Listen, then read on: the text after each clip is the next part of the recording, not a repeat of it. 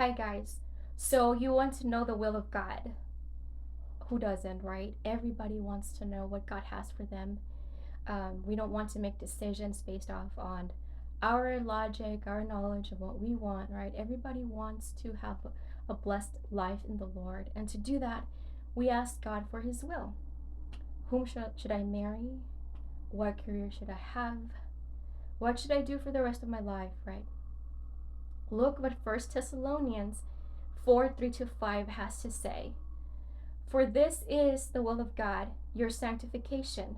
That is, that you abstain from sexual immorality, that each of you know how to possess his own vessel in sanctification and honor, not in lustful passion like the Gentiles who do not know God.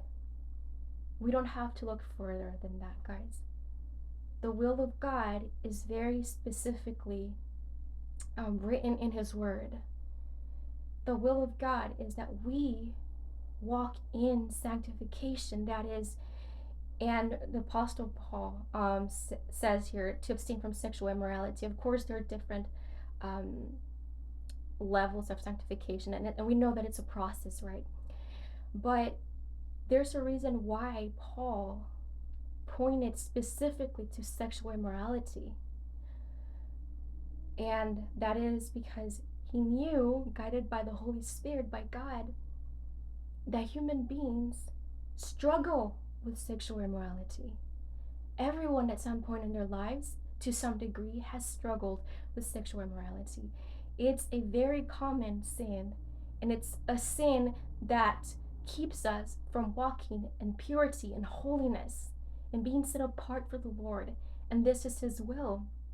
And then we read on further, he says, that each of you know how to possess his own vessel in sanctification and honor, how to keep your body and your temple set apart and clean for the Lord, not in lustful passion, like the Gentiles who do not know God. Gentiles were considered heathens, those that did not know God, hadn't yet been preached the gospel, which is what Paul was doing at this time. But to walk with God and to want to do His will is to be different from the world. We don't expect people who don't fear God to walk in holiness. But we should know better, right? We know because we have His Word, and it tells us that His will, first and foremost, is to walk in holiness. Obeying God in this area of sanctification opens a door for everything else that we ask the Lord for His will on to flow. When we obey His will, His first will, which is to sanctify ourselves, because it's a continual process, it's an everyday process. A mature Christian is measured by his sanctification process. So if you've been a Christian for 15 years, you should be more holy now than you were when you accepted Christ.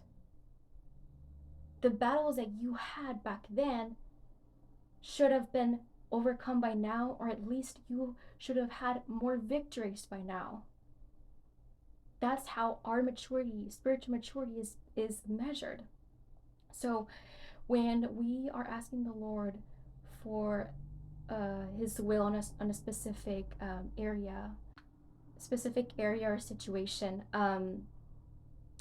sometimes the Lord's answer is delayed because we are not being sanctified. We are not being renewed every day. The Lord wants to get our attention. He's saying, obey my will first. What is my first will? Abstain from sexual immorality.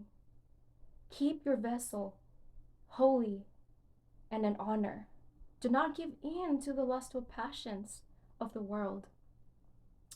Unbelievers and those that don't know Christ, those who don't fear God, don't walk in holiness. They don't know any better.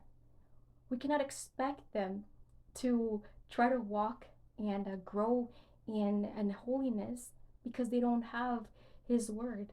It has not been seared in their minds. It has not been put in their hearts. But we as Christians should be set apart, because we have His conviction, right? And the verse keeps on saying that as Gentiles who do not know God, to know God is to desire sanctification. It is to desire doing His will. So many of you are still asking the Lord, Lord, what is your will for my life? What is your will for my life? And it's right in His word. Search the scriptures, meditate on them. But it's very clear that His will is our sanctification. Start there. Obey. Submit yourself to the Lord. And everything else, all that you are asking the Lord for in your life, will just flow from that obedience. That is God's will.